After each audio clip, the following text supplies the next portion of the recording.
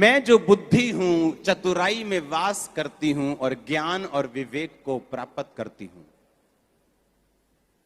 नीति वचन 1 उसका 7 पढ़ेंगे अभी। यहोवा का भय मानना बुद्धि का मूल है, बुद्धि और शिक्षा को मूढ़ लोग तुच्छ जानते हैं। फिर से पढ़ेंगे पहली आयत को। मैं जो बुद्धि हूं चतुराई में वास करती हूं और ज्ञान और विवेक को प्राप्त करती हूं। अब ध्यान से समझना, गहरा वचन है ये। उसने कहा मैं जो बुद्धि हूं, मैं जो विजडम हूं, चतुराई में वास करती हूं और ज्ञान और विवेक को प्राप्त करती हूं। बुद्धि क्या है? परमेश्वर ने के वचन में लिखा यहोवा का भय मानना ही बुद्धि है।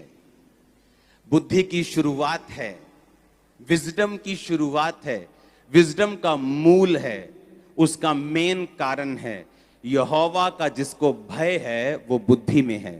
इतना समझ आया कि नहीं आया? उसने कहा मैं जो बुद्धि हूं चतुराई में वास करती हूं।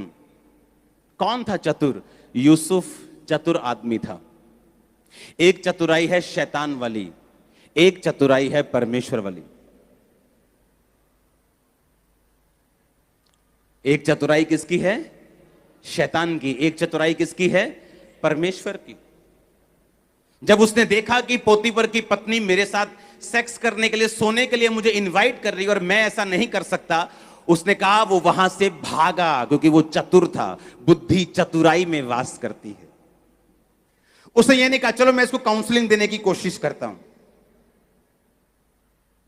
इसको समझाने की कोशिश करता हूं, कोई बात नहीं, रूह बचाई जानी चाहिए थी। फिर जो रूह ने बैठना सी इदा करके आराम ना, फिर इदा करके तो जड़ी रूह ਨੂੰ बचाना सी तो तू ही फंस जाना सी। समझ गए कि नहीं? जब उसने देखा कि व्यभिचार मेरे सामने, बाइबल कहती वो वहां से भागा। वो धर्मी था फिर भी भागा, क्योंकि बुद्धि किस में वास करती है? चतुराई में। जिस गली में व्यभिचार की थोड़ी सी प्रॉब्लम हो सकती है, मैं स्कूटर लेके भी उधर क्यों जाऊंगा? चाहे मुझे उधर से निकलना वैसे ही है, मैं किसी और गली से निकल जाऊंगा, उधर से नहीं जाऊंगा। मैं जो बुद्धि हूं चतुराई में वास करती हूं। कहता मैं फिर ज्ञान और विवेक को प्राप्त करती हूं। कौन सा ज्ञान? ये वो ज्ञान नहीं जो आप किताबों में लेते हैं, जो स्कूल और कॉलेजेस में मिलता है। वो ज्ञान अच्छा है, लेकिन उस ज्ञान की परमेश्वर बात नहीं कर रहा। ये ज्ञान उससे ऊपर है। ये ज्ञान वो ज्ञान है जो हेवनली है, जो स्पिरिचुअल है। ये ज्ञान वो है जब आप एक रात फैसला करते हैं कि मुझे, जो मेरा भाई, जो मेरा दोस्त मुझे पार्टनरशिप बिजनेस में करने के लिए बोल रहा है, मैं सुबह उसके पास जाता हूं और मैं जाके बोलता हूं कि ठीक है मैं तेरा पार्टनर बनने के लिए तैयार हूं।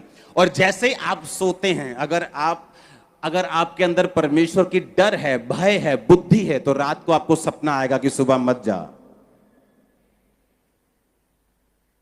ज्ञान कौन सा वाला? वो जो ऊपर से आता है। यीशु मसीह ने कहा कितने पति हैं तेरे? उसने कहा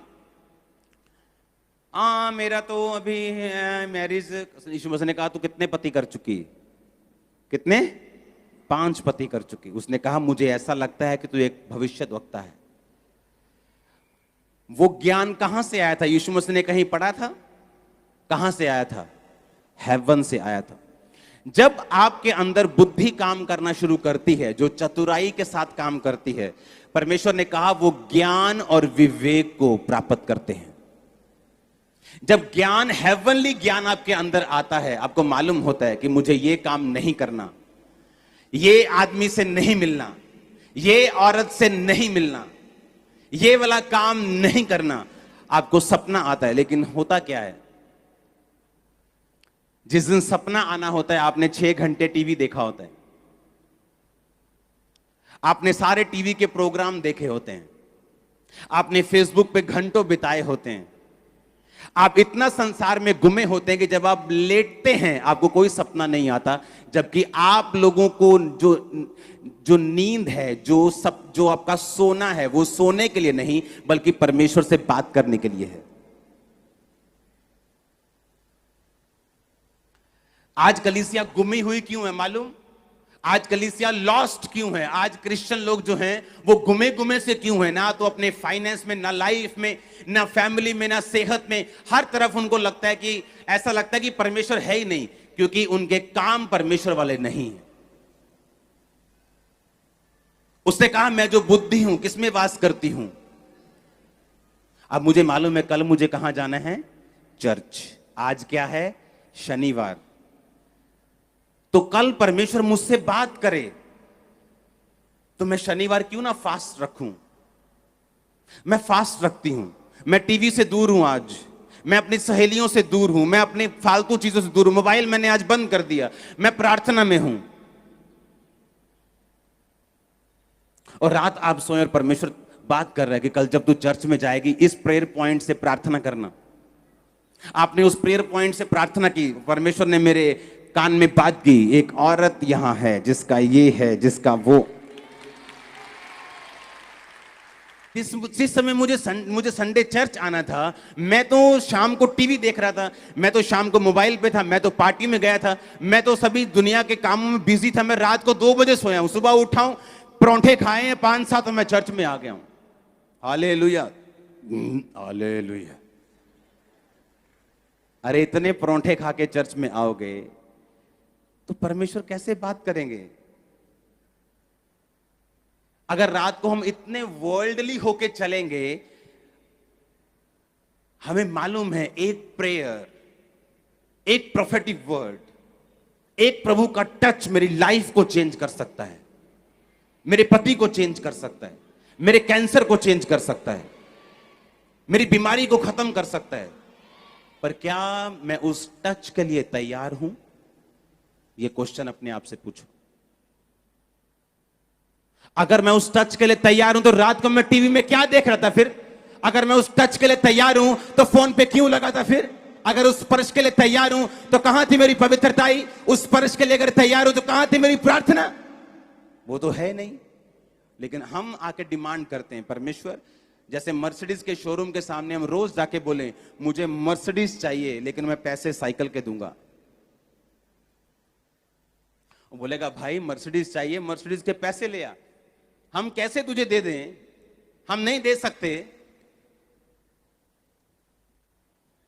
उसने कहा मैं जो बुद्धि हूं किसमें वास करती हूं?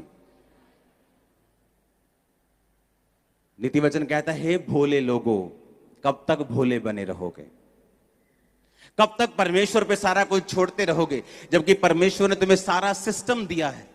उसने अमीर होने के लिए तुम्हारे बीज बोने की व्यवस्था रखी है। उसने सामर्थ्य होने के लिए तुम्हारी प्रार्थना करने की व्यवस्था रखी है। उसने आवाज सुनने के लिए फास्टिंग की व्यवस्था रखी है। तुम कब तक वो नहीं छुओगे? और कब तक तुम भोले बने रहोगे? और कब तक भटके रहोगे? और कब तक तुम उसकी आवाज ना सुनोगे? हालेलुया। अगर मैं बुद्धि हूं, उसने कहा मैं जो बुद्धि हूं मैं चतुराई में वास करती हूं। मुझे मालूम है उस संगति में अगर मैं जाऊंगा तो मेरी स्पिरिचुअल लाइफ बिगड़ सकती है। मैं जानता अगर मैं उस दोस्त के साथ ज्यादा मिलूंगा तो मेरी स्पिरिचुअल लाइफ पे इफेक्ट हो सकता है।